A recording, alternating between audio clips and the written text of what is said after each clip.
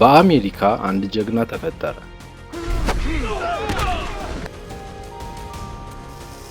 ሀገሩን ያመሱት ማፊያዎችና ወንበዴዎች ስሙን ሲሰሙ ድራሻቸው ይጠፋል።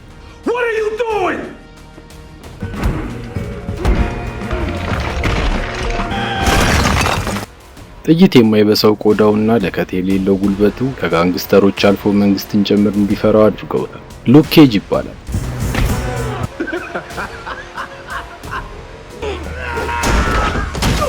አቅም ለሌላቸው የቆመ ሆኖም ድምፁን አጥፍቶ በአንድ ጸጉር ቤት ውስጥ በጽዳት የሚተዳደር የጥቁሮች አለኝታ ነው። በዚህ ቀን ሉክ ከአንድ ደንበኛቸው ጋር ስለ ቅርጫት ኳስ ሲከራከሩ ቆይተው አለመግባባት ውስጥ ይገባሉ። ደንበኛው ስለ ታዋቂው የባስኬትቦል ተጫዋች ሌብሮን ጄምስ ችሎታ እያወራ ወደ ሉክ ዞሮ በንቀት መንፈስ የጸጉር አስተካካይ እንዳልሆነና ተራ ጽዳት በመሆኑ ከደንበኞች ጋር አፍ መካፈት እንደሌለበት በመንገድ ሞራሉን ለመንካት ሞከረ። ሉክን በተረጋጋ መንፈስ ስራ ይናቅም በማለት ከመመለስ ውጪ ተጨማሪ ቃል አልተነፈሰም። ደንበኛው ግን ቀጠለ። አፉ እንዳመጣለት እየተናገረ ተፈታተ። በዚህ ሰዓት ሚስቴ የተባለች ጠበቃ ወደ ውስጥ በመግባቷ ንግግራቸው ተቋረጠ። ሉክ ሰላምታ ሰጥቷት ወደ ስራው ሲመለስ በዛሬው ቀን የህግ ፈተናዋ እንዳለፈች ነግራው የደስደስ ስራውን ሲጨርስ ተገናኝተው ሻይ ቡና እንዲሉ ጠየቀችው። እሱ ግን ይህንን ስራውን ሲጨርስ ወደ ሁለተኛው ስራው እንደሚሄድ ሲነግራት እሷም ተስማምታ ሌላ ቀን ልታገኘው እንደምትፈልግ ገለጸችለት። ምናልባትም ወደፊት ጠበቃ ሊያስፈልገው እንደሚችል በቀልድ መልክ ነግራው ከጸጉር ቤቱ ወጣች። ከሄደች በኋላ ሉክ በሁኔታዋ ተደሞ እንዲህ አይነት ስኬታማና ቆንጆ እኔን ከመሰለ ሰው ጋር ምን አስባ ነው ብሎ በግርምት ራሱን ጠየቀ። የዚህ ጸጉር ቤት ባለቤት ፖፕ ይባላል። ለሉክ ትልቅ ክብር አለው። ኃያሉ ሰው አንዳንዴም ጥይት የማይበሳው እያለ ይጠራዋል። ሉክ በእርግጥም እጅግ በጣም ጠንካራ ነበር። 3 ሰው የሚያነሳውን ግዙፍ የልብስ ማጠቢያ ልክ እንደ ትንሽ ሳጥን ማንሳት ይችላል። ፖፕ በከተማው እንዳሉት ሌሎች ጀግኖች ኃይሉን ተጠቅሞ አቅመቢሶችን መርዳት እንዳለበት ባገኘው አጋጣሚ ይመክረዋል። ሆኖም ሉክ ይህንን ሀሳብ አይቀበልም። ይህንን ኃይል በምርጫው እንዳላገኘውና ባልጠበቀው ክስተት ምክንያት እንደተሰጠው በመግለጽ አሁን የሚፈልገው ዝም ብሎ በሰላም መኖር ብቻ እንደሆነ በተደጋጋሚ ይናገራል። ሆኖም ፖፕ ተስፋ አይቆርጥም። በዚህ ከተማ ልትረዳቸው የምትችላቸው ሰዎች ብዛት አስበህ ታውቃለህ? ከዚህ የበለጠ ትልቅ ራዕይ ሊኖር ይገባል ይለዋል። ሉክም በምሬት ያለውን ኃይል እንደማይፈልገውና በውሸት ተወንጅሎ ያለ ፍቃዱ እንደ አሳ በላብራቶሪያቸው የውሃ ገንዳ ውስጥ ተዘፍቆ ለዚህ እንደበቃ እናም የለሱ እርግማን እንጂ ስጦታ እንዳልሆነ ሁሌም በብሽቀት ይናገራል። የዛን ቀን ምሽት ስራውን ጨርሶ ሲወጣ ቺኮ ከተባለ ወጣት ጋር ተጋጅቶ ሽጉጡ መሬት ላይ ወደቀ። ልጁ በፍጥነት ከወደቀበት ተነስቶ መኪና ውስጥ ገብቶ ሲሄድ መጥፎ ነገር ሊያደርጉ እንዳሰቡ ገምቷል። ስራውን ጨርሶ ወደ ቤቱ ሲመለስም አከራዩ በትዕግስት ማጣት እየጠበቀችው ነበር። የቤት ኪራዩን በወቅቱ ባለመክፈሉ ትዕግስቷን ጨርሳለች። እሱም ይቅርታ ጠይቆ ኪስ ውስጥ ያለውን ገንዘብ በጠቅላላ በመስጠት ቀሪውን በነጋታው እንደሚሰጣት ቃል ገብቶ ተለያዩ። በሌላ ትዕይንት ኮተን ማውዝ የተባለ ኃያል ሰው እናያለን። በሃርለም ውስጥ የታወቀ ህገወጥ ንግዶች የተፋፋመበት ናይት ክለብ ባለቤት ነው። ኮተን በዚህ ናይት ክለብ የማይነግደው ነገር አልነበረም። ከአደንዛዥ እጾች እስከ አደገኛ የጦር መሳሪያዎች ሲቸበችብ ነው የሚያድረው። የአክስቱ ልጅ የሆነችው ማሪያ ደግሞ የከተማው ምክር ቤት አባል ስትሆን ሰፈሩን ለማደስ በሚል ሰበብ የእሱን የቆሸሸ ገንዘብ ህጋዊ እንዲሆንና ሲስተሙ እንዳይዘው ንጹህ ታደርግለታለች። ምንም እንኳን ስራው ህገወጥ እንደሆነ ብታውቅም ፖለቲካ ማለት ኃይል ነው ብላ ስለምታምን ከኮተን ጋር ያላቸው ግንኙነት ቅንጣት ያክል አያሳስባትም። ኮተንም የዚህ ሁሉ መሪ እሱ መሆኑ እንዳትረሳ ባገኘው አጋጣሚ ይነግራታል። ይህ ሁሉ ሲሆን ሉክ የሚፈጠረውን ሁሉ ባላየ ብሎ ስራውን ነበር የሚሰራው። በዚህ ምሽት ዶሚኖ የተባለ ሰው ከኮተን ጋር $1 ሚሊዮን የንግድ ስምምነት ለማድረግ ተገኝቷል። ስምምነታቸውን እያደረጉ በነበረበት ሰዓት ውጭ ላይ የኮተን ሰዎች በዘራፊዎች ተወረው ነበር። ከዘራፊዎቹ አንዱ ቀደም ሲል ከሉክ ጋር የተጋጨው ሻሚክ ሲሆን በዝርፊያው የኮተንን ሰዎች በመግደላቸው እርስ በርስ ጸብ ውስጥ ገቡ። አንደኛው የኮተንን ቅጥረኛ መግደል የሚያመጣባቸውን ቅጣት እያሰበ በፍርሃት ሲርበደበድ፣ ሻሚክ ግን አንዴም ሳያስብ ባልደረባውን ተኩሶ ገደለው። በተመሳሳይ ሰዓት በክለብ ውስጥ ሉክ መጠጥ ለመቅዳት ወደ ባለቤቱ ኮተን ሲቀርብ በሰውነት ግዝፈቱ በመደመሙ የተለያዩ ስራዎችን ለሱ መስራት የሚፈልግ ከሆነ ጠየቀው። ከተስማማ ጠቀም ያለ ገንዘብ እንደሚከፍለው አስረዳ። ሽጉጥ ይዞ የሚያቅም ከሆነ ጠየቀው። ሉክ ግን በዚህ አልተስማማ። ያለበት ቦታ ለሱ በቂ መሆኑን በመንገር ጥያቄውን ውድቅ አድርጎ ማስተናገዱን ቀጠለ። ብዙም ሳይቆይ አንዲት ለየት ያለች ሴት ጋር ተገጣጠመ። ከሌሎች ታዳሚዎች በእድሜ ከፍ ያለች ስትሆን ለኮተን ማውዝ የቅንጦትና የማስመሰል ህይወት ግን ግድ የላት። ከሉክ ጋር የተወሰኑ ቃላትን እንደተለዋወጡ ነበር የተዋደዱት። የዛን ቀን ስራውን ሲጨርስ ጠብቀው የቀረውን ምሽት አብረው አሳለፉ። በማግስቱ ጠዋት ይቺ ሴት ኦዲተር እንደሆነች ነበር የነገረችው። ነገር ግን እውነታው ይህ አልነበረም። ሚስቴ የተባለች መርማሪ ፖሊስ ናት። ያለፈው ምሽት ስለተፈጠረው ዘረፋና ግድያ መረጃው እንደደረሳት ወደ ተፈጸመበት የቆሻሻ ማጠራቀሚያ ቦታ በመሄድ ወንጀሉን ማጣራት ጀመረች። በሌላ በኩል ኮተን ትልቅ ችግር ውስጥ ገብቷል። ገንዘቡን በመዘረፉ ምክንያት ህገወጥ መሳሪያዎቹን የሚያቀርብለት ዳይመንድ የተባለው ማፊያ በጣም በመብሸቁ የተሰረቀውን ገንዘብና መሳሪያ ለማስመለስ ሼትስ የተባለ አደገኛ ሰው ወደ ኮተን የዛኑ ቀን ላከ። ዝርፊያው የተፈጸመው በራሱ በኮተን ቅጥረኞች እንደሆነ ጠርጥሯል። ሼትስ የመጣው ገንዘቡን ለማስመለስ ሊረዳው ብቻ እንደሆነ እያባበለ ቢያስረዳውም ኮተን ግን የሱ መምጣት ምን ማለት እንደሆነ ጠንቅቆ ያውቃል። ማሪያ ጭንቀት ውስጥ ነች። የክለቡ ሙሉ እድሳት የሰራችው በመንግስት ገንዘብ ስለሆነና በፍጥነት ካልተተካ እስር ቤት ልትገባ እንደምትችል ታውቃለች። ከብዙ ፍለጋ በኋላ የኮተን ሰዎች ሻሚክን ወዲያው ነበር የደረሱበት። ኮተን ፊት እንዳቀረቡት የዘረፈውን ገንዘብ የት እንዳደረገውና ጓደኛው ቺኮ የት እንዳለ ከግራ ቀኝ እያጣፋ መጠየቅ ጀመረ።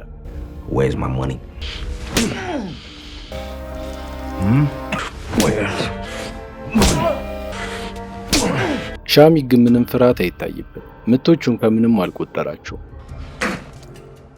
የኮተን መልስ ምትም አሰቃቂ ነበር።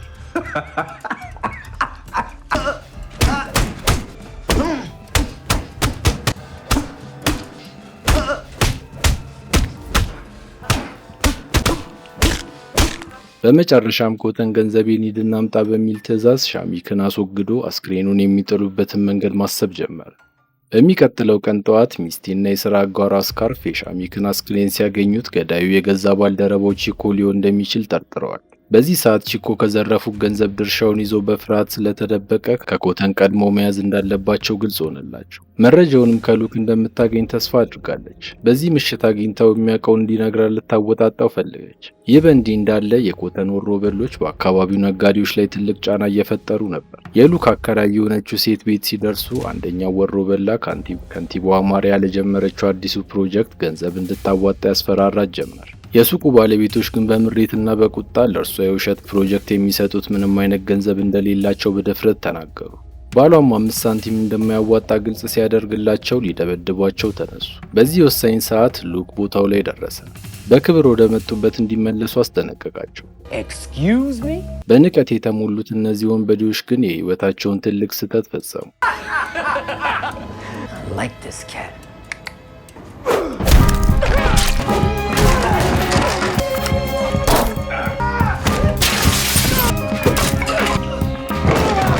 የመጨረሻው ወንበዴ በፍርሃት እግሬ አውጪኝ ሲል ሴትዮዋ ቀርባ ምስጋናዋን አቀረበች። ዳጎስ ያለ ገንዘብም ከቦርሳው አውጥታ የሱቋ ጥበቃ አድርጋ ልትቀጥረው እንዳሰበች ነገረችው። ሆኖም ግን አልተስማማም። ቅጥረኛዋ ሆኖ ባያገለግላትም ምንም አይነት ጉዳት እንዲደርስባት እንደማይፈቅድ ቃሉን ሰጥቷት ከሱቁ ወጣ። በሚቀጥለው ቀን ሉክ በፀጉር ቤቱ ሆኖ አንድ መራራ እውነት ይረዳል። ኮተን ሞዝና ግብረ አበሮቹ የሃርለምን ነጋዴዎች እያስፈራሩ የሚዘርፉት ገንዘብ ለማሪያ የፖለቲካ ፕሮጀክት ማስፈጸሚያ እንደሚውል አወቀ። ኮተን እና ማሪያ ክስት ልጆች ሲሆኑ ሃርለምን በጉልበትና በፖለቲካ ስልጣን ተቆጣጥረውታል። ሁለቱን አንድ የሚያመሳስላቸው ነገር አለ። ለፖፕ እና ለፀጉር ቤቱ ትልቅ ክብር አላቸው። አንድም ወንበዴ ወደ ፀጉር ቤቱ ዝር ብሎ አያውቅም። አሁን ግን ነገሮች እየከረሩ ስለመጡ ኮተን ከረዳቱ ሼትስ ጋር በመሆን ቺኮን ፍለጋ እዚህ ፀጉር ቤት ተገኘ። ጺሙን እየተላጨ በተለያዩ መስቀለኛ ጥያቄዎች ሲያጣድፈው ከቆየ በኋላ ቺኮን እስከሚያገኙ ድረስ ወደዚህ ፀጉር ቤት መመላለሳቸው እንደማይቀር አሳስቦት ወደ በሩ ተጠጋ። ሉክ ስሜቱን መቆጣጠር እየከበደው መጥቷል። ድንገት ወደ ኮተን በመዞር የተቆረጠበትን እንዳልከፈለ አስታወሰው። እሱም ፈገግ ብሎ ሂሳቡን በመክፈል ከሱቅ ወጣ። ፖፕ ሁኔታው አደገኛ መሆኑንና ደም መፋሰስ እንደሚያመጣ ስለተረዳ ኮተን ወይም ፖሊሶቹ ወደ ሱቁ ከመምጣታቸው በፊት ሉክ ቺኮን ፈልጎ እንዲያመጣው ለመነ። ውጥረቱን ለማርገብና የቺኮን ሕይወት ለማትረፍ እነሱ ከማግኘታቸው በፊት አግኝቶ ነገሩን በሽምግልና ለመፍታት አስቡ። የዛን ቀን ሉክ ከተማዋን ሲያሰሳት ውሎ በመጨረሻ ቺኮ የተደበቀበትን ቤት አገኘ። ኮተን ለነፍስ እየፈለገው እንደሆነ ከገለጸለት በኋላ የፖፕን የሰላም እቅድ ቢነግረውም ቺኮ ግን ለመስማት ፈቃደኛ አልነበረም። ይህንን ሲሰማ ፖፕ አዘነ። በዚህ ግራ የተጋባው ሉክ ከቺኮ ጋር ያለውን ግንኙነትና ለምን ሊያድነው እየሞከረ እንደሆነ ጠየቀ። ፖፕ፣ ኮተን ማውዝና የቺኮ አባት በወጣትነታቸው ጊዜ የሚፈሩ የከተማው ጋንግስተሮች ነበሩ። ብዙም ሳይቆይ ግን ፖፕ ይህንን አደገኛ ሕይወት ትቶ ሰላማዊ ሕይወትን በመምረጡ ፀጉር ቤቱን ከፍቶ ኑሮውን ጀመረ። ኮተን ለዚህ ነው ይህንን ፀጉር ቤት የማይደፍር። ሁሉም እየወሩ በነበረበት ሰዓት ቺኮ በጓሮ በኩል ወደ ፀጉር ቤቱ እንደገባ አላወቁ። ፖፕ ወደ ውስጥ ሲገባ ከቺኮ ጋር ፊት ለፊት ተፋጠጠ። በጣም ነበር የተደሰተ። አቅፎ በሕይወት እስካለ ድረስ ለማንም አሳልፎ እንደማይሰጠው ቃል እየገባለት አንድ ደንበኛቸው ወደ ውስጥ ገብቶ ቺኮን ተመለከቱ። ሉክ በፍጥነት ሰውየውን ቢያስወጣውም ይህንን ሚስጥር መጠበቁን ግን እርግጠኛ አልሆነም። ይባስ ብሎም እሱን እንዳስወጣው መርማሪዋ ሚስቲ ከባልደረባዋ ስካርፍ ጋር ተገኙ። ሚስቲ ሉክን ስታገኘው ደንግጣለች። ሆኖም ከዚህ በኋላ ማንነቷን መደበቅ ስለማትችል መርማሪ መሆኗን ነግራው ስለ ቺኮ መገኛ የሚያውቁት ነገር ካለ ጠየቀች። ምንም ጠቃሚ መረጃ ሳያገኙ ነበር የተመለሱት። መርማሪዎቹ እንደወጡ ፖፕ ወዲያውኑ ኮተንን እንዲያናግረው ላከው። በሽምግልና ነገሩን በሰላም ለመፍታት ፈቃደኛ መሆኑን ቢሮው ተገኝቶ ጠየቀው። ኮተን ለፖፕ ካለው ክብር የተነሳ ተስማማ። ለቅጥረኞቹም ቺኮ መፈለግ እንዲያቆሙ ትዕዛዝ ሰጠ። በማግስቱ ጠዋት በፀጉር ቤት ተገናኝተው ገንዘቡ ተመላሽ ለማድረግ አቅዷል። ሆኖም እንደታሰበው አልሄደም። ቀደም ሲል ቺኮን በፀጉር ቤቱ ያየው ደንበኛ ለቶንና ለሼድስ ቀድሞ በመናገሩ ጊዜ ሳያጠፋ የፖፕን ፀጉር ቤት በጥይት ይቀጠቅጡት ጀመር። በዚህ አስደንጋጭ ትርምስ ውስጥ ሉክ፣ ፖፕ እና አንድ ሕፃን ልጅ በቤት ውስጥ ነበሩ። ሉክ ሕፃኑን በሰውነቱ ጋርዶ ሲያተርፈው የሰፈሩ አባት የሆነው ፖፕ ግን በአሳዛኝ ሁኔታ በጥይት ተመቶ ይወድቃል። ቶንና ሼድስ ወደ ውስጥ ሲገቡ ሉክ የሞተ ስለመሰላቸው በገንዘብ የታጨቀውን ቦርሳ ይዘው ወዲያውኑ ተሰወሩ። ከቆይታ በኋላ ማሪያ በስፍራው ተገኝታ የተኩሱ ምክንያት ማጣራት ብትጀምርም በጥይት የተበሳሰው ሉክ ቲሸርት ግን በጣም ግራ አጋብቷል። ቶን ወደ ክለቡ በድል አድራጊነት መንፈስ ነበር የተመለሰው። ኮተን በሰራው ስራ ደስተኛ አልነበር። በተለይ ሼድስ የፖፕን እልፈት ሲነግረው የሚያደርገው እስኪጠፋው ድረስ ነበር የተበሳጨው።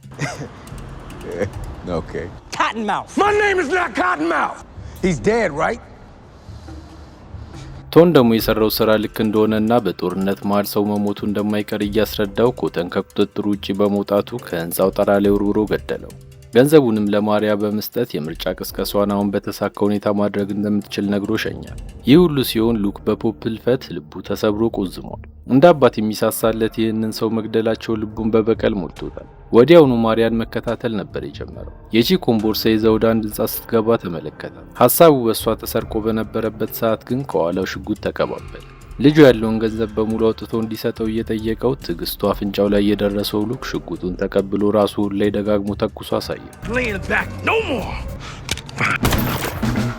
ምንም እንደማያመጣ የሚጮውበት ጀመር። ልጁ በሰከንዶች ነበር ደብዘው የጠፋ። በሚቀጥለው ቀን በዜናው ቺኮ በተኩሱ እንደተረፈና ሕክምና እየተደረገለት መሆኑ በዜናው ላይ እየተነገረ ነበር። ሰፈርተኛው በሙሉ በፖፕ ህልፈት ትልቅ ሐዘን ላይ ናቸው።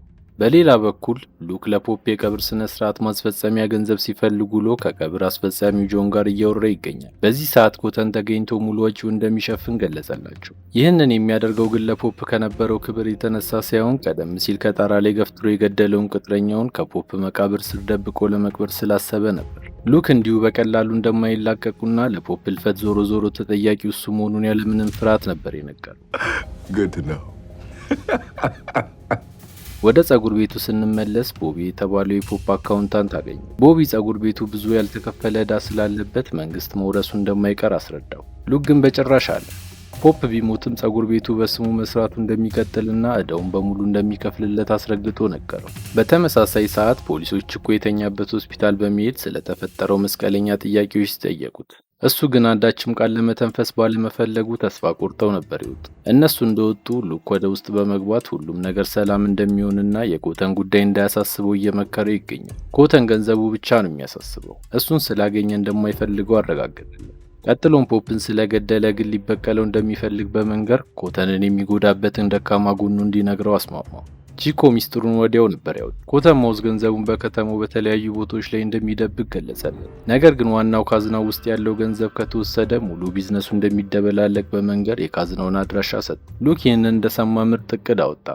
የኮተን ትንንሽ የገንዘብ መደበቂያ ቦታዎችን በመምታት ገንዘቡን ወደ አንድ ቦታ እንዲሰበስብ ማስገደድ። ከዚያም ባንዴ ባዶውን አስቀርቶ በከተማው ላይ ያለውን ኃይል ማሳት። ከሚቀጥለው ቀን ጀምሮ ሉክ ያለ እረፍት አንድ ባንድ ትንንሽ ካዝናዎች የሚገኙበትን መጋዘን ማጥቃት ጀመረ። ጥበቃዎቹን እንዳይሆኑ እያደረገ በመደብደብ ካዝናውን ሰብሮ ፖሊሶችን በመጥራት 4 አድራሻዎችን ከነገንዘቡ አሳጣው። ኮተን በዚህ ሰዓት በጭንቀት ተውጧል።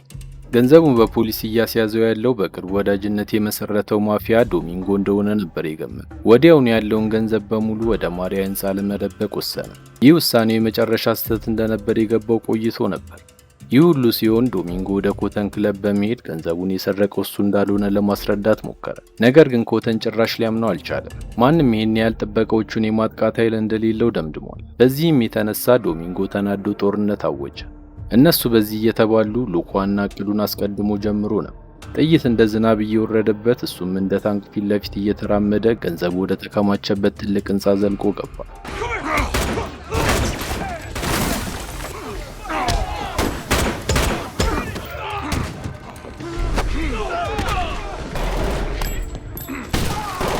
በሌላ ትዕይንት ፖሊስ ጣቢያ ውስጥ ሚስቲና ስካርፍ ሰሞኑን እያደረሰው ስለነበረው ውድመት ክርክር ላይ ናቸው። እነዚህን ወንጀለኞች ማን እያጠቃቸው እንደሆነ ያውቃል። ስራውን ግን አልተቃወሙም። በሌላ በኩል ሚስቲ እንደ ሉክ ኬጅ ባሉ ጀግኖች ደስተኛ አይደለችም። ህግንና ስርዓትን ተከትሎ በትክክለኛው መንገድ ወንጀለኞችን መጠየቅ አለባቸው ብላ ታምናለች።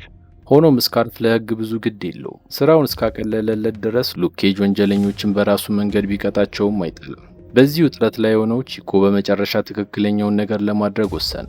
ለስካርፍ ደውሎ ስለ ኮተን ማውዝ ሚስጥር የሚያውቀውን ሁሉ ለመናገር ተስማማ። የዛን ቀን ምሽት በድልድይ ስር በሚስጥር ተገናኙ። ነገር ግን ያልተጠበቀ ክስተት ተፈጠረ። ስካርፍ እንደ ሚስቲ ታማኝ ፖሊስ አልነበረም። ከኮተን ማውዝ ገንዘብ እየተቀበለ መረጃ ሲያቀብል ዓመታትን አስቆጥሯል። እዚህ ድብቅ ቦታም የጠራው ቃሉን ሊቀበለው ሳይሆን አፉን እስከ መጨረሻው ሊዘጋው ነበር።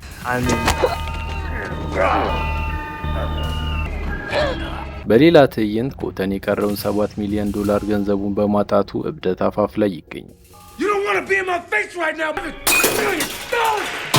የሉክ እርምጃ ጠቅላላ ቢዝነሱን አሽመድምዶታል። ቅጥረኞቹን እንኳን የሚከፍለው ስላልነበረው መልስ በአፋጣኝ ያስፈልገዋል። በዚህ ሰዓት ነበር ስካርፍ ቤቱ ተገኝቶ ለዚህ ሁሉ ተጠያቂ ሉክ እንደሆነ የነገረው። በተመሳሳይ ሰዓት ሉክ ከአከራዩ ጋር በምግብ ቤቷ ውስጥ ራት እየበላ በነበረበት ሰዓት በበቀል ያረረው ኮተን ባዙቃ ይዞ ከውጭ በኩል እንደቆመ አላወቀም። ምንም ሳያመነታ ነበር ምግብ ቤቱን ያጋየው። ሙሉ ህንጻው ፊት ለፊቱ ሲፈርስ ኮተን በርካታ እየሳቀ ይመለከት ነው። ሉክ እና አከራዩን በፍርስራሽ ውስጥ ተቀብረው አደሩ። ታሪኩ ወደ ኋላ ይመልሰናል። ሉክ ከረጅም ጊዜ በፊት በጆርጂያ በሚገኝ ሴጌት የተባለ እስር ቤት ውስጥ እስረኛ ነበር። እዚህ እስር ቤት ውስጥ ህይወት ሲኦል ነች። ጠባቂዎቹ ጨካኝ በመሆናቸው እስረኞቹን ቀን ከሌት ማሰቃየት ስራቸው አድርገውት። ሉክ ዝምተኛና ከማንም ጋር የማያወራ ሰው ቢሆንም ሬቫ ከተባለች የስነ ልቦና ሐኪም ጋር ግን ፍቅር ጀምሮ ነው። አንድ ቀን ሉክ በእስር ቤቱ ግቢ ውስጥ ሳለ ራካም የተባለ ጨካኝ ጠባቂ ከሁለት እስረኞቹ ጋር ቆሞ እየተመለከተው ነበር። ከነሱ አንዱ ሼድስ ሲሆን ራካም ሁለቱን እስረኞች ሉክን እንዲያጠቁ ታዘዛቸው። እነሱም ምሽቱን ተገን በማድረግ አድፍጠው ጠበቁት። በዚያ ጊዜ ምንም አይነት ልዩ ኃይል አልነበረው፣ ተራ ሰው ነበር። ሆኖም ግን ወታደር ስለነበር ባለው አቅም እንደምንም ራሱን መከላከል ቻለ። ራካም ይህንን የድብድብ ብቃቱን እንዳየ በመደነቅ አብረው እንዲሰሩ ጠየቀ። ሉክ ግን ጥያቄውን በንቀት ውድቅ ነበር ያደረገው። ከዚህ በኋላ ከሌሎች እስረኞች ጋር በተሻለ መንገድ እየተላመደ በመምጣቱ ስኳብልስ ከተባለ እስረኛ ጋር ተዋወቁ። የልብ ጓደኞችም ሆኑ። ይህንን የተመለከተው ራካምም አንድ ቀን ስኳብልስ የታሰረበት ክፍል ውስጥ የነበረውን እስረኛ ካስገደለው በኋላ ጓደኛን ይህንን ሰው እንደገደለው አድርጌ ወንጅለዋለሁ አለው። እሱን ለማዳን ከፈለገ የሚለውን በሙሉ መፈጸም ይኖርም። ሉክ አማራጭ ስላልነበረው በመጨረሻም ለራካም ለመስራት ተስማማ። በእስር ቤት ውስጥ ህገወጥ የቦክስ ውድድር ያዘጋጅ ነበር። እሱና ጓደኞቹ በእስረኞች ፍልሚያ ላይ ገንዘብ እያስያዙ ለዓመታት እስረኞችን ሲያደባድቡ ቆይተዋል። ከወራት በኋላ ሉክ ለራካም ገንዘብ የሚያስገኝለት ዋና ተዋጊ ሆነ። ነገር ግን ብዙም ሳይቆይ ተፋላሚዎች ላይ በሚደርስባቸው ጉዳት ህሊናውን መውቀስ በመጀመሩ ይህንን ህገወጥ ፍልሚያ ለማቆም ወሰነ። መጀመሪያ ሄደው ወደ ስነ ልቦና ሐኪሟ ሪቫ ነበር። ያለበትን ችግር አስረድቷት ጠበቃ እንድትፈልግለትና በእስር ቤት ውስጥ የሚካሄደውን ግፍ እንድታጋልጥለት ጠየቃት። እሷም እሱን ለመርዳት በሙሉ ልብ ተስማማች። በዚህ መሃል ግን ሉክ አንድ ትልቅ ስህተት ሰራ።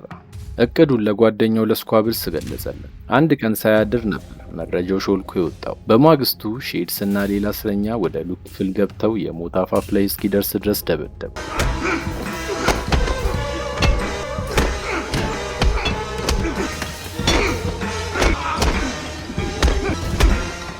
በዚህ ምክንያት ለከባድ ጉዳት ተዳርጎ በሆስፒታል አልጋ ላይ ወደቀ። እሱን የሚያክመው ዶክተር አልበርት ይባላል። ሬቫ የዛኑ ቀን እያለቀሰች ወደ ሆስፒታሉ በመምጣት ሌላ መርዶ አረዳችሁ። ራካም እና ጠባቂዎቹ ስኳብልስን የሉክን እቅድ እስኪናገር ድረስ በዱላ ቀጥቅጠው እንደገደሉ ገለጸች። በጓደኛው ሞት ልቡ ተሰበረ። ሆኖ ምንም አቅም አልነበረው። ሬቫ እያከመው የነበረውን ዶክተር ያለውን እውቀት ተጠቅሞ እንዲያድነው ተማጸነች። ዶክተሩም ተስማማ። ነገር ግን የሰጠው ሕክምና ሰዎች ልዩ ኃይል እንዲኖራቸው ለማድረግ በእውቅ ሳይንቲስቶች የተፈጠረ አንድ የሙከራ ማሽን ውስጥ በመክተት ነበር። ሂደቱ እንደተጀመረ ራካም ደረሰ። ሉክ በውስጡ እንዳለ ማሽኑን ለማበላሸትና ሉክን ለመግደል ቢሞክርም እንዳሰበው አልሆነም። ማሽኑ ድንገት ፈንድቶ የቆዳ ህዋሳቱን ቀያይሮ ልዩ ኃይልና የማይበሳ ቆዳ አጎናጽፎት ከማሽኑ መውጣት ቻለ። ግድግዳውን በጠንካራ እጆቹ አፍርሶ ከእስር ቤቱ ማምለጥ ቻለ።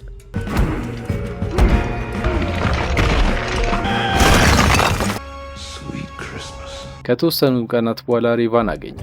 እስር ቤት የጀመሩት ፍቅር ቀጥሎ በመጨረሻ ተጋብተው ማንም ወደማያውቃቸው ሌላ ከተማ ሄደው ለመኖር ወሰኑ። ማንነቱ እንዳይታወቅ ሲል ኃይሉ ሚስጥር አድርጎ ለረጅም ጊዜ ቢቆይም ዓመታት እንኳን ሳይቆጠሩ ግን ሚስቱ ሬቫ በማይታወቁ ግለሰቦች ተይዛ ሕይወቷ አለፈ። ወደ አሁኑ ስንመለስ ሉክና ኮኒ ከፍርስራሹ ስር ቢቀሩም በሕይወት ይገኛሉ። አስገራሚ ጉልበቱን ተጠቅሞ ከፍርስራሹ አከራዩን ይዞ ሲወጣ የተሰበሰበው ሕዝብ ባየው ነገር ደንግጦ ሁሉም ፈዞ ቀረ። ሚስቲ ልታናግረው እየሞከረች ቢሆንም እሱ ግን ፊቱን አዞረባት። ሚዲያዎች ካሜራቸውን ይዘው ከበቡት። አሁን መላው ከተማ ሉክ ኬጅ ተራ ሰው አለመሆኑን ተገንዝቧል። በማግስቱ ፍርስራሹን ብቻውን ሲያነሳ የተቀረጸው ቪዲዮ በሶሻል ሚዲያ ሕዝቡ ሲቀባብለው ነበር ይዋል። በሌላ በኩል ኮተን ማውዝ በቢሮው ውስጥ ሆኖ በንዴት እያበደ ይገኛል። አንዳችም ገንዘብ የለውም። ይባስ ብሎም ሕዝቡ ሉክን እንደ ጀግናቸው እያዩስ በመሆኑ ርድብን ብሏል። ለዚህም የከተማውን ሱቆች በሙሉ እንዲዘርፉ ለሕዝቡም ይህ ሁሉ እየሆነ ያለው በሉክ ምክንያት መሆኑን ወሬ እንዲያሰራጩ አዘዛቸው። ከቅጥረኞቹ አንዱ ግን ፈርቷል። ሉክ አደገኛ ሰው እንደሆነና ከያዛቸው ሟቾች እንደሚሆኑ በፍርሃት ሊያስረዳው ሞከረ። ኮተን ማውዝ ምንም ሳያመነታ ነበር ሽጉጡን አውጥቶ ፊት ለፊቱ የደፋው።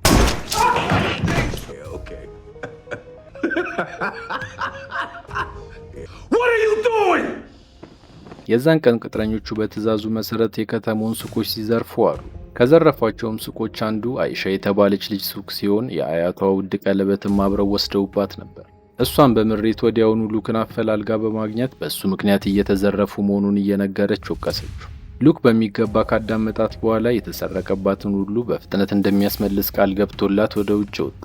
መንገድ ላይ ግን ብዙ ሰዎች እንደሷ ለደረሰባቸው ሁሉ እየወቀሱት ነበር። እሱም ነገሩን በግሉ ለመፍታት በመወሰን የኮተንን ሰዎች እያሳደደ መደብደብና የተሰረቀውን ንብረት ማስመለስ ጀመረ።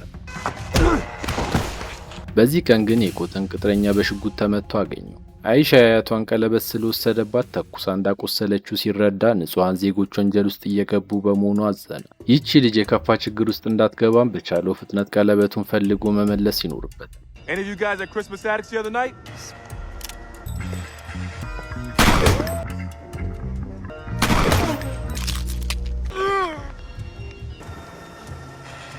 ብዙም ሳይርግን መርማሪዎቹ ስካርፍና ሚስት ያገኙ። የሱ መኖር ከተማውን እያወከ መሆኑን ነግራው ከከተማው እንዲጠፋ አስጠነቀቁ። ሉክ ግን በጭራሽ አላደርገውም በማለት ቀጥታ ወደ ኮተን ክለብ ነበር ያመራው። ጠባቂዎቹን እንደ ዝንብ ከግራና ቀኝ እያላጋ አለቃቸው ፊት ደረሰ።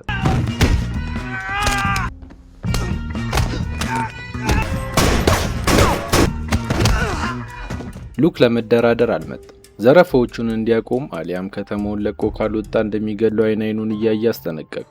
በመጨረሻም ባልደረባ ሼድስን ስለኔ ማንነት ጠይቀው በደንብ ያውቆኛል ብሎት ወጣ። ሉክ ክለቡን ለቆ እንደወጣ ሼድስ ስለሱ ማንነት ሁሉንም ነገር ዘረገፈ። አደገኛ ሰው እንደሆነ አሳስቦት እሱን የማሸነፍ ብቃት ያለው አንድ ሰው ብቻ እንደሆነ አሳወቀ። እሱም ዳይመንድ ባክ ይባላል። ስራውን ለሱ ተው ብሎ መከረው። ኮተን ግን በኩራት እምቢ አለ። ይልቁንም ሉክን ሊገል የሚችል ልዩ መሳሪያ የለም ወይ ሲል ጠየቀው። እሱም በሚገባ አለው። ሼድስ በቪዲዮ የተደገፈ ማስረጃ ቀረበል። ቪዲዮ የሚያሳየው አንድ ሰው በጥይት ሲመታና ጥይቱ ወደ ሰውነቱ ከገባ በኋላ ሲፈነዳ ነበር።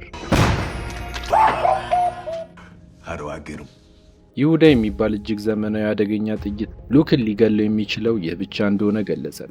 ነገር ግን በጣም ውድ በመሆኑ ይህንን መሳሪያ ለመግዛት ሲል የተዘረፈውን መሳሪያዎች ለዶሚንጎ በመሸጥ ገንዘቡን ለማሟላት ወሰነ። በሌላ በኩል ሁለቱ መርማሪዎች ለሚስቴ የመጨረሻ ማስጠንቀቂያ ሰጥቷል። በፖሊስ ጣቢያው የሥራ ባልደረባዋ ስካርፍ ከኮተን ጋር እየሰራ እንደሆነ ተጠራጥረዋል። ሆኖም በቂ ማስረጃ አላገኙም።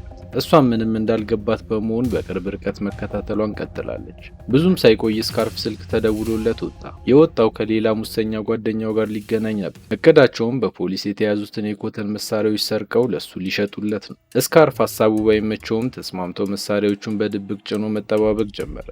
በተመሳሳይ ሰዓት የፖፕ የቀብር ስነ ስርዓት እየተደረገ ባለበት ቸርች ውስጥ ወዳጆቹ ሁሉ ታድመው ኮተን መድረኩ ላይ ወጣ።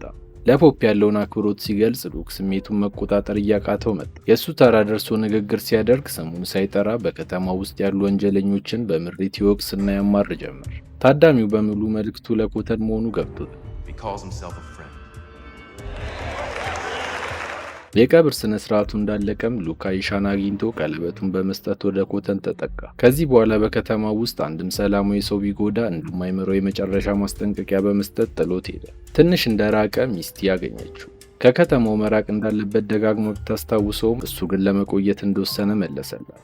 በሌላ የከተማው ክፍል ክሌር የተባለች ሴት እናያለን። መንገድ ላይ እየሄደች በነበረበት ሰዓት ድንገት አንድ ዘራፊ ቦርሳዋን ነጠቀ። ሆኖም ክሌር ተጋፈጠችው። አሳዳ ይዛ እስኪበቃት ከደበደበችው በኋላ በእናቷ ምግብ ቤት ውስጥ አረፋለች። ክሌር ልዩ ኃይል ያላቸው ሰዎች የምታክም ዶክተር ስትሆን ብዙ አይነት ኃይል ያላቸው ሰዎች አጋጥሟታል። አሁን ላይ ግን እውቀቷን ፍትህ ለማምጣት የሚታገሉ ጀግኖች ላይ ለማፍሰስና ለመርዳት እየሰራች መሆኑን ገለጸችልን። ይህንን እያወሩ ቴሌቪዥን ላይ ሉክን ተመለከተችው። ታውቀዋለች። ከዓመታት በፊት ታክሞ ስለነበር አሁን ስታየው በጣም ተገርማ ወዲያውኑ ልታገኘው ወሰነች። በተመሳሳይ ሰዓት ኮተን ከስካርፍ መሳሪያዎቹን ለመረከብ በቀጠሯቸው ቦታ ላይ ተገኝቷል። ሆኖም ስካርፍ ሀሳቡን ቀይሮ ተጨማሪ ገንዘብ ጠየቀ። ጥያቄው በጣም ነበር ያናደደ። እገልሃለሁ እያለ ሲዝትበት ስካርፍ ደንግጦ ሽጉጡን መዘዘ። ሆኖም ኮተንን መቅደም አልቻለም። በወደቀበት ሊጨርሰው ሲቀርብ ግን ሰዎች አካባቢው ላይ ስለነበሩ መሰወርን መረጠ።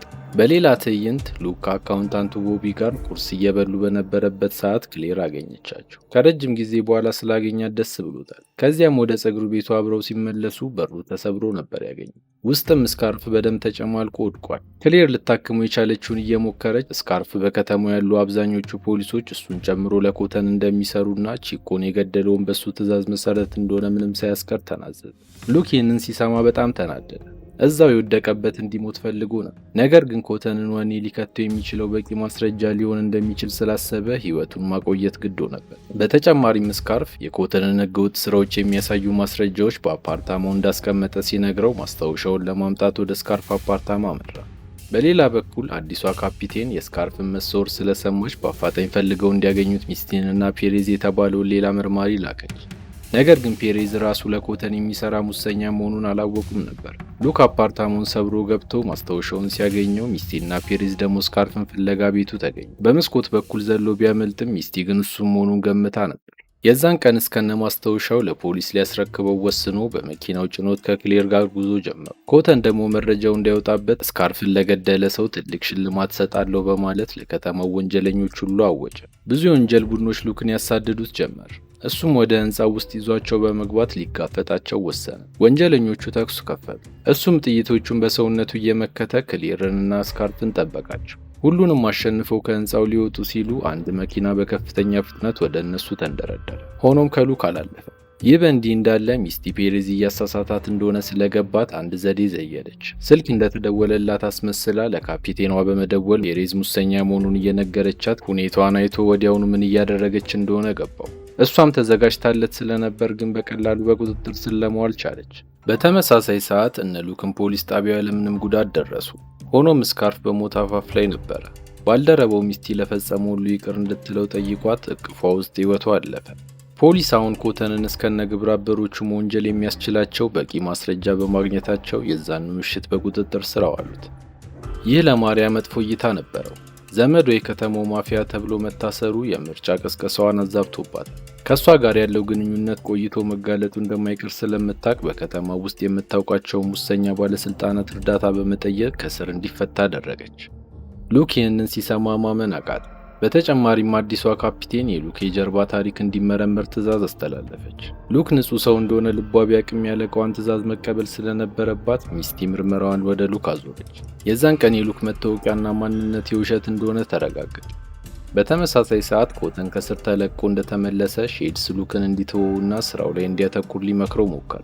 እሱ ግን በጭራሽ ይህን ሁሉ ካረገ በኋላ በቀሉን ሳይወጣ ሌላ ሀሳብ ማሰብ እንደማይችል ግልጽ አደረገለት። ሼድስ በዚህ መልሱ ተስፋ ቆርጦ ማሪያን ፈልጎ አገኛት። ኮተንን አስወግዳ ስልጣኑን እንድትወስድበት ሊያሳምናት የቻለውን ሞከረ። በሌላ በኩል ሉክ ከቦቢና ክሌር ጋር ሆኖ የሚቀጥለውን እርምጃቸውን እያሰላሰሉ ድንገት ስልኩ ጠራ። ኮተን ነበር። በመሃላቸው ያለውን ችግር ለመፍታት ፊት ለፊት ተገናኝተው እንዲያወሩ ጥያቄ ያቀረበለት። ሉክም ወዲያውኑ ነበር የተስማሙ። ኮተን ስልኩን እንደዘጋ ቢሮ ውስጥ ፒያኖ እየተጫወተ ስለ ድሮ ህይወቱ ማስታወስ ጀመረ። ልጅ እያለ ፒያኖ መጫወት ፍቅሩ ሲሆን አጎቱ ፒትም በጣም ያደንቀውና ያበረታታው ነበር። ነገር ግን ጨካኙ የእንጀራ እናቱ ሜብል ባሏ ፒት ከሌላ ጋንግስተሮች ጋር እየሰራ እንደሆነና እየማገጠባት እንደሆነ ስታቅ አንድ ቀን ወደ ቤት ሲመለስ ጠብቃ ሕፃኑ ኮተን አጎቱ ላይ እንዲተኩስ ታስገድደው ጀመር። በጊዜው ማርያም ልጅ ነበረች። እሷ ደግሞ አስገድዶ እንደደፈራት ስትነግረው ኮተን ሳይፈልግ ለመተኩስ ተገደደ።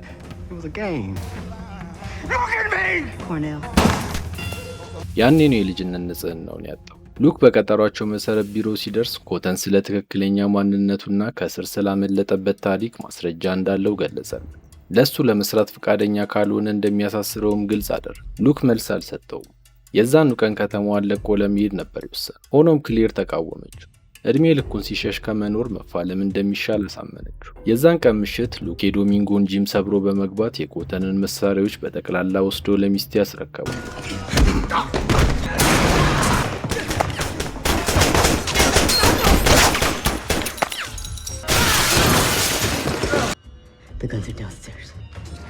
በቅርብ ጊዜ ውስጥ ኮተንን ለሕግ እንደሚያቀርበውም ቃሉን ሰጥቷት ተሰወረ። ይህ በእንዲህ እንዳለ ኮተንና ማሪያ ቢሮ ውስጥ ተገናኝተው የፖለቲካ እንቅስቃሴዋን ማቆም እንዳለባት አሳሰባት። ጸባቸው እየተጋጋለ ሲሄድ ኮተን የማይባል ነገር ተናገረ። ልጅ እያለች አጎቱ ሲተነኩሳት ደስ እንደሚላት ሲነግራት ማሪያ ከቁጥጥር ውጭ ሆና አጠገቧ ያገኘችውን ጠርሙስ ላዩ ላይ በትናበት በመስኮት ወርውራ ጣለች። በዚህም አላበቃችም። የማይክራፎን ዘንግ ይዛ በመቅረብ እንዳልሆነ አድርጋ ደብድባ ገደለች።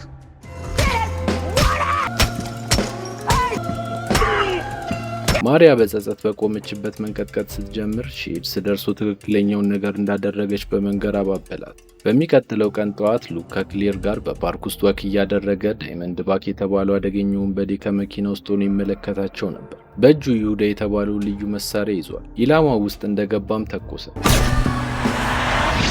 ጥይቷ የሉክን የማይበሳ ቆዳ ሰንጥቃ ስትገባ በሕይወቱ ለመጀመሪያ ጊዜ ደሙ ፈሰሰ። ህመም ተሰማ። ክሌር ይህንን ስታይ ደነገጠች። ጥይቱ ቆዳውን አልፎ እንዴት እንደገባ ሊገባት አልቻለም። እየሄዱበት የነበረውን አምቡላንስ አጋይቶ ሊጨርሰው ትንሽ ሲቀረው የፖሊስ መኪና ድምፅ በመስማቱ መሸሽን መረጠ። ሚስቲ ዱካቸውን ተከትለ ወዲያው ነበር ያገኘቻቸው። ሉክ ህመሙን ተቋቁሞ ለፍልሚያ እየተዘጋጀ ዳይመንድ ድንገት ጥቃት ሰነዘረ።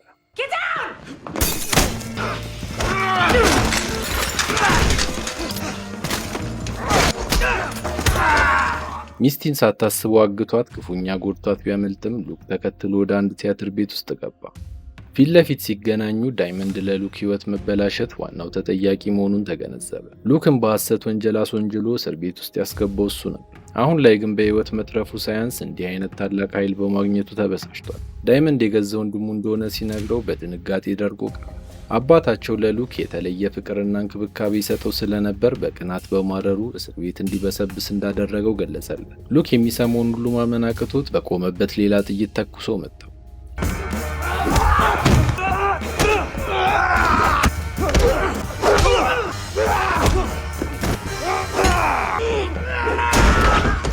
የዛን ቀን እንደምንም ማምለጥ ቻለ። ፖሊሶች ግን እያደኑት ነው። ኮተንን የገደለው እሱ መሆኑን ማሪያ በማስመስከሯ ፖሊሶች እንዳዩት ከበቡት። እሱም እጅ ከሰጠ የሚጠብቀውን ስለሚያውቅ ባለው አቅም ሁሉ ተፋለማቸው።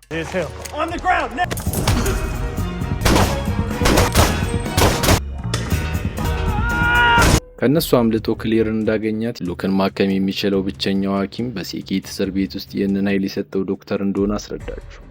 ሉክም ጊዜ ሳያጠፋ የዛኑ ቀን በከባድ ስቃይ ውስጥ ሆኖ ወደ ዶክተሩ ቤት ተጓዘ። ህመሙ እየባሰ ሄዶ የቁም ቅዠት ውስጥ ገብቷል። በመጨረሻ ቤቱ ሲደርስ አቅሙ ተሟጦ ሶፋው ላይ ወደቀ። ሉክን ለማዳን አንድ ተስፋ ብቻ ነበር የነበረው። የቀድሞ ፍቅረኛው የነበረችው ሬቫ ከመሞቷ በፊት የዶክተሩን የላብራቶሪ ሙከራ መረጃዎች በሙሉ የያዘ ፍላሽ ወስዳ ነበር። አሁን ክሌር ከዶክተሩ ጋር በመሆን ይህንን መረጃ በመጠቀም ከሞት ለማትረፍ እየሞከሩ ይገኛሉ። በዚህ ሰዓት ማሪያ ደግሞ ሙሉ የማፊያ ቡድኑን ሰብስባ አዲሱን ውሳኔዋን አሳወቀች። ከዚህ በኋላ ምንም አይነት ህገወጥ ስራ ውስጥ ላለመሳተፍ ወስናለች። ንግግሯን ሳትጨርስ ግን ዳይመንድ ከተፋል። እዚህ ስብሰባ ላይ አልተጠራም። በዚህም ደስተኛ ባለመሆኑ ሁሉንም በሰከንዶች ውስጥ አስወግዶ መሪዎቹን ብቻ አስቀረ።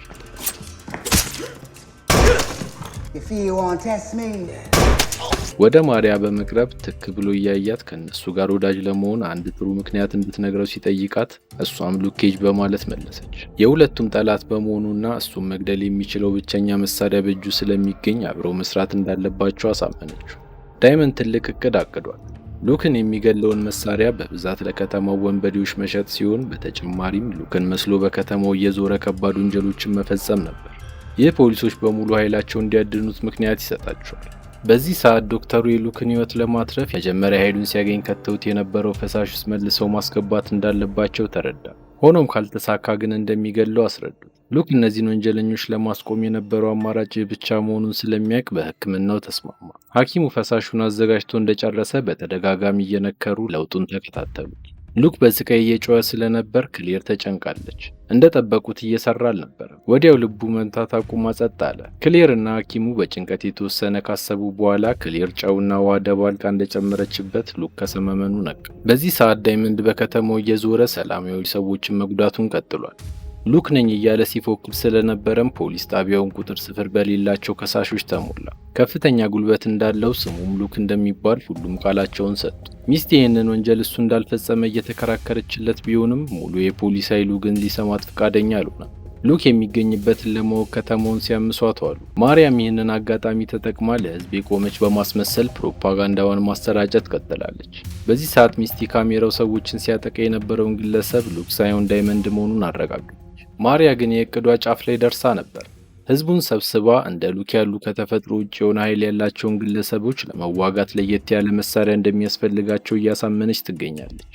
የተሰበሰበውም ሕዝብ ተቀብሏታል። ሚስቲ ደግሞ ቦታው ላይ ተገኝታ ዳይመንድን እየፈለገችው ካልጠበቀችበት ጥግ ብቅ ብሎ ተኩሶ መታት። ሉክ በሰዓቱ ቦታው ላይ በመገኘቱ ግን ተጨማሪ ጥይት አላገኛትም። ስብሰባው ወዲያውኑ ተበትኖ ሁሉም ሕይወቱን ለማዳን ሲሯሯጥ፣ ክሌር ደግሞ በወንበዴዎቹ ቁጥጥር ስር ገብታለች። ሼድስን ፖሊስ ላይ ሲተኩስ ያዩት ሰዎች ስላሉ ነገሮች እንዳቀዱት ላይ ቀጥሉ ይችላል ብሎ መከረው። እሱ ግን ደንታው አልነበር። ሉክን በአደባባይ ካስወገደ ህዝቡ እንደ ጀግናቸው እንደሚያዩት እርግጠኛ ሆኗል። ይህ ሁሉ ሲሆን ዳይመንድ እንደ ሉክ ሆኖ ውጪ ካሉት ፖሊሶች ጋር እየተደራደረ ይገኛል። አንዳቸውም ወደ ውስጥ ከገቡ ያገታቸውን በጠቅላላ እንደሚገል ዝቶ አደኑን ሲጀምር፣ ሉክ ደግሞ ከምድር በታች የነበረው ክፍል ውስጥ ከሚስቲ ጋር ተደብቋል። ሚስቲ ብዙ ደም እየፈሰሳት ተዳክማለች። ብዙም ሳይቆይ የተወሰኑ ታጋቾች አምልጠው ወደ ውጭ መውጣት በመቻላቸው ያዩትን በጠቅላላ ለፖሊስ ተናገሩ። ሉክ ሳይሆን ዳይመንድ እንደሆነ ተኩሱን የከፈተው አስረዱ። ይህ ብዙ ነገር ቀየረ። በዚህ ሰዓት ዳይመንድ ትዕግስቱ እያለቀ በመምጣቱ በስፒከሩ ሉክ ወዲያውን ወደ ኮተን ቢሮ መጥቶ እጁን ካልሰጠ በየ5 ደቂቃው አንድ ታጋች እንደሚገል አስጠነቀቀ። ይህንን ሲሰማ ቀጥ ብሎ ነበር ይወጣ። ፊት ለፊቱ ያገኘውን ሁሉ እየዘረረ ቀረበ።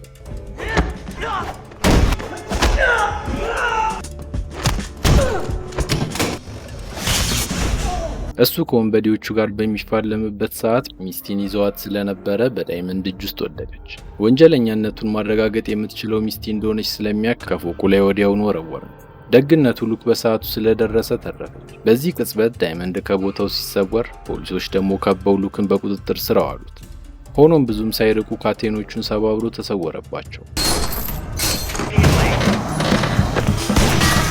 ከሚቀጥለው ቀን ጀምሮ ዳይመንድ የማፊያው ቡድን ዋና መሪ ሆኗል። ፖሊሶች ስራውን ሳይደርሱበት ሉክን አስወግዶ የቻለውን ያህል ሀብት ይዞ መሰወር ነበር እቅዱ። ነገር ግን ዶሚንጎ ሌላ እቅድ አውጥቷል። ዳይመንድ የተቀራመተውን መሳሪያዎችና ገንዘብ በጠቅላላ ሊዘርፈው፣ ቀጥሎም የከተማው ንጉሥ ለመሆን እየተዘጋጀ ይገኛል። በፖሊስ ጣቢያው ሼድስ በቁጥጥር ስር ውሎ መስቀለኛ ጥያቄ እየተጠየቀ፣ ሚስቲ ደግሞ የሉክን ንጹህነት ለማሳመን ያቅሟን ሁሉ ጣረች።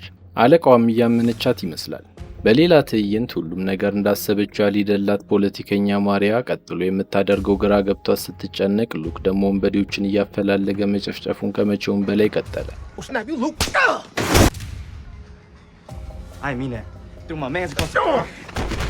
ህዝቡም የሉክን ትክክለኛ ማንነት እየተረዳ በመምጣቱ እንደሱ በጥይት የተበሳሱ ልብሶችን እየለበሱ ፖሊስን ግራ ማጋባት ጀምረዋል። ይህ በእንዲህ እንዳለ ዳይመንድ ሼድስን በዋስ በማስፈታት ሊያስገድለው ቅጥረኞቹን ላከብ።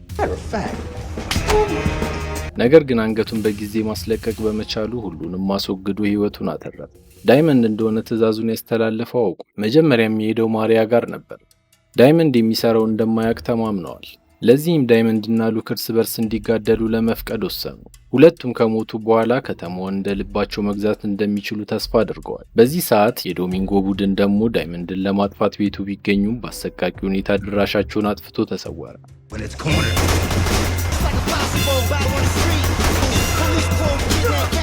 ሉክ ቦታው ላይ ሲደርስ አደገኛ መሳሪያዎችን በብዛት ሙሉ ቡድኑን እንዳስታጠቀና እንዲጠነቀቅ ነግሮት ህይወቱ እዛው አለፈ።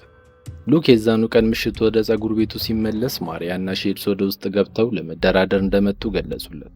ባልሰራው ወንጀል እንደታሰረ እንደሚያውቁና ነፃነቱን መልሰው ሊሰጡት እንደሚችሉ እየነገሩት ሚስቴ ወደ ውስጥ ገባች። ብዙም ሳይቆይ ዳይመንድ ጥይት የማይበሳው ልብስ ለብሶ ተከሰተ። ፍልሚያው ከባድ ነበር።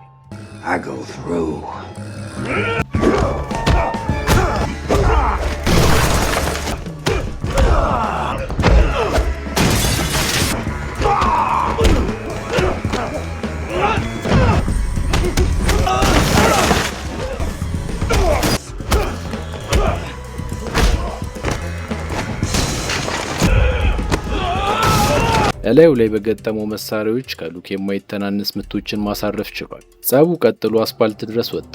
ነዋሪው ይህንን ፍልሚያ በጭንቀት እየተከታተለ ሉክን ማበረታታት ቀጥሏል።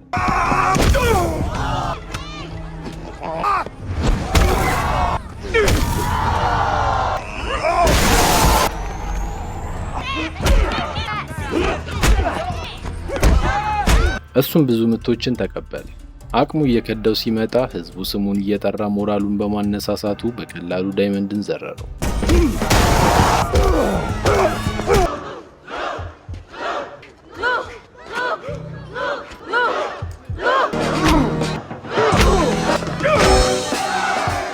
ፍልሚያው ሲያልቅ ግን ፖሊሶች ጠመንጃቸውን ደግነው እንዲንበረከክ አዘዙት። ዳይመንድም አልቀረለትም። የሰራችው ያልተነቃባት የመሰላት ማሪያ አንድ እርምጃ ሳትንቀሳቀስ ኮተንን ስለ መግደሏ በቂ ማስረጃ በመገኘቱ አስረው ወሰዷት። የዛን ቀን ምሽት ሁሉም ቃላቸውን ከተቀበሏቸው በኋላ ኮተን በሞተበት ሰዓት ሉክ ከክሊር ጋር በጥይት ተመቶ እየማቀቀ እንደነበር በቂ ማስረጃ ስላቀረቡ ወዲያውኑ መለቀቅ ቻለ። እስከ መጨረሻው ስለተከታተላችሁኝ አመሰግናለሁ። ምንም አይነት ሀሳብና አስተያየት ካሉት ኮሜንት ላይ ለማስቀመጥ ወደ ኋላ ይበሉ። ቪዲዮውን ላይክ እና ሰብስክራይብ በማድረግ ያበረታቱን። አመሰግናለሁ።